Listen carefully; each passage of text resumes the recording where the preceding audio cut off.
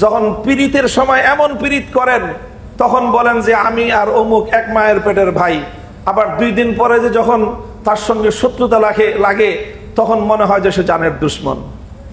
আমি আজকের বাংলাদেশের এক রাজনৈতিক চরম বিতর্কের সময়ে আমাকে এবং বিশেষ করে আমাদের সহযাত্রী যে সকল ভাইয়েরা আছেন, বিশেষ করে আমরা আমাদের রাজনীতিতে যেই মৌলিক দর্শনকে আমরা অনুসরণ করি, বিশেষ করে আমাদের ওলামায়ে দেওবন্দ আহলুস সুন্নাহ ওয়াল জামাআর অনুসারী প্রতিটি রাজনৈতিক পক্ষকে আমি একটা বিষয়ে আহ্বান করব, অনুরোধ করব যে আমাদের পূর্বসূরিগণ প্রতিটি ক্ষেত্রে, বিশেষ করে বাতিল মতবাদের খণ্ডনের ক্ষেত্রে অথবা বাতিল মতবাদ পন্থীদের সাথে সহ অবস্থানের ক্ষেত্রে তারা যে ভারসাম্যপূর্ণ পন্থা অবলম্বন করেছেন, শাইখুল ইসলাম মাদানী রহমতুল্লাহ আলাইহি থেকে শুরু করে শেখ আবুল হাসান আলী মিয়া নদভী রহমতুল্লাহ আলাইহি পর্যন্ত তাদের সেই অনুসৃত পথ যেন আমরা অনুসরণ করি।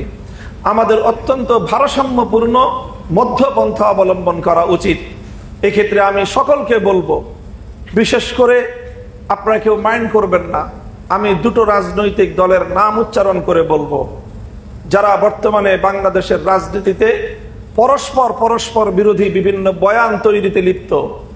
একটা হলো জাতীয়তাবাদী দল বিএনপি, আর একটা হলো বাংলাদেশ জামায়াতে ইসলামী। তারা পরস্পর একে অন্যের বিরুদ্ধে রাজনৈতিক বয়ান তৈরি করছে, অথচ অতীতে এক সময়ে তারা ঐক্যবদ্ধভাবে অনেক লড়াই করেছে, ফ্যাসিবাদের বিরুদ্ধে যুদ্ধ করেছে, একসঙ্গে ফাঁসির কাষ্ঠে ফাঁসির রশিতে তারা ঝুলেছে, একসঙ্গে গলা দরাদরি করে কারাগারের অন্ধকার প্রকোষ্ঠগুলোতে তারা দিনের পর দিন নয় বছরের পর বছর দিন গুজরান করে চোখের পানিতে বুক ভাসিয়েছে। আজ অল্প সময়ের ব্যবধানেই রাজপথে তারা উভয় পক্ষ, এক পক্ষ আরেক পক্ষের বিপক্ষে নানা ধরনের রাজনৈতিক বয়ান তৈরি করছে।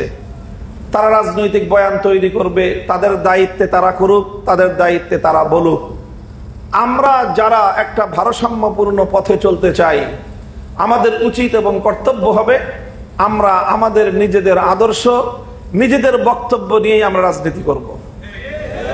অন্যের ধার করা বক্তব্য দিয়ে, একজনের বয়ান দিয়ে আরেকজনকে ঘায়েল করবার এই ধরনের পরগাছার নীতির অবলম্বন আমাদের রাজনীতিতে হওয়াটা এটা আমাদের জন্য আত্মঘাতী হবে। আমরা এরকম পরগাছা মূলসুলভ রাজনৈতিক আদর্শ নিয়ে চলতে থাকলে আমরা আমাদের বুনিয়াদের উপর কোনোদিন আমাদের রাজনৈতিক মতামতকে প্রতিষ্ঠিত করতে পারবো না। রাসূল সাল্লাল্লাহু আলাইহি ওয়াসাল্লামের একটি নীতি হলো আহবিব হাবিবাকা হাউনাম্মা আসা আন ইয়াকুনা বাগীযাকা ইয়াওমাম্মা ওয়া আবগিজ বাগীযাকা হাউনাম্মা আসা আন ইয়াকুনা হাবিবাকা হাউনাম্মা।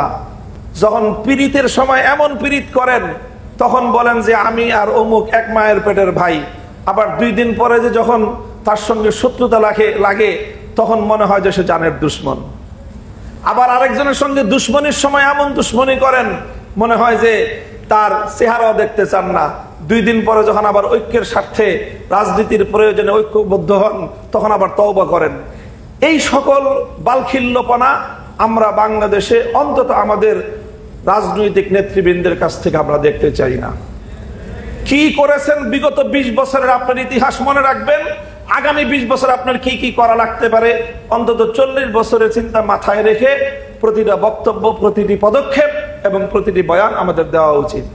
এমন বক্তব্য দেওয়া উচিত না যেটা আমার বিগত 20 বছরের কর্মের সঙ্গে সরাসরি সংঘাতমূলক হয়, আবার এমন কথাও বলা উচিত না যেটা আমাদের 10 বছর পরের কর্মকাণ্ডের সঙ্গে সরাসরি সাংঘর্ষিক হয়ে যেতে পারে।